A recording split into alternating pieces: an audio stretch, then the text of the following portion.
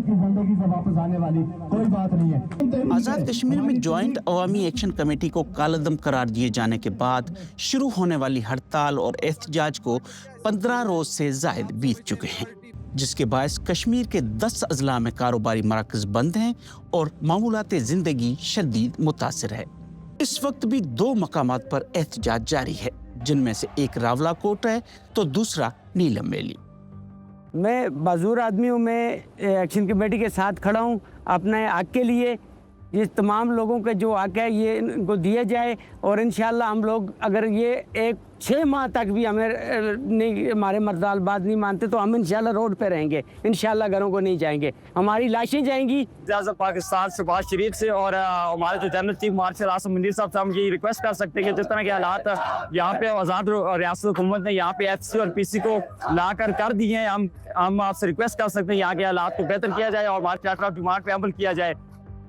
याद रहे कि कालअदम अवामी एक्शन कमेटी कई दिनों से इन सड़कों पर है। उनके कुल मिलाकर 38 मुतालबात हैं, जिनमें से एक महाजरीन की 12 नशस्तों का खात्मा भी है। एहतजाज के पेश नजर इलाके में भारी नफरी तैनात की गई है, जबकि इंटरनेट और सैटेलाइट सर्विसेज भी बंद हैं। जहां एक जानिब पब्लिक ट्रांसपोर्ट न होने के बायस आवाम परेशान है, तो दूसरी जानिब इलाके में खुराक और ईंधन की शदीद किल्लत पैदा हो गई है।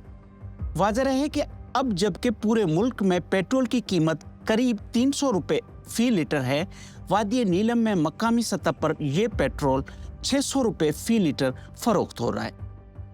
खास तौर पर वादिया नीलम में इस वक्त खुर्द-ओ-नौश और ज़रूरियात ज़िंदगी की तमाम अशिया ख़त्म हो चुकी हैं, खुसूसन आटा नापैद हो चुका है। इत्तलात के मुताबिक 6 जून से अब तक सिक्योरिटी फोर्सेज और मुजाहिरीन के माबेन तसादम के दौरान 4 सिक्योरिटी एहलकारों समेत 20 अफराद हलाक हो चुके हैं, जबकि 100 से जायद जख्मी हैं। IG पुलिस का कहना है कि कालअदम अवामी एक्शन कमेटी के खिलाफ 112 मुकदमात दर्ज किए गए हैं और 515 अफराद को हिरासत में भी लिया जा चुका है। दूसरी जानिब कालअदम अवामी एक्शन कमेटी के रहनुमाओं और मुजाहिरीन का कहना है कि तंजीम पर पाबंदी का नोटिफिकेशन वापस लिया जाए, हलाक होने वालों की लाशें वर्षा के हवाले की जाएं और उनके जायज मुतालबात को तस्लीम किया जाए, वरना ये एहतजाज जारी रहेगा।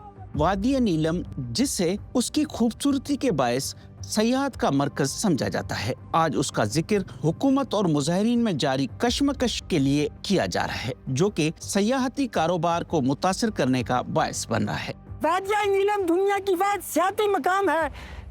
इस एहतजाज की वजह से वादिया नीलम बाकी तमाम इलाकों से मुनक़ता हो चुका है और सियात मुतासर हो रही है।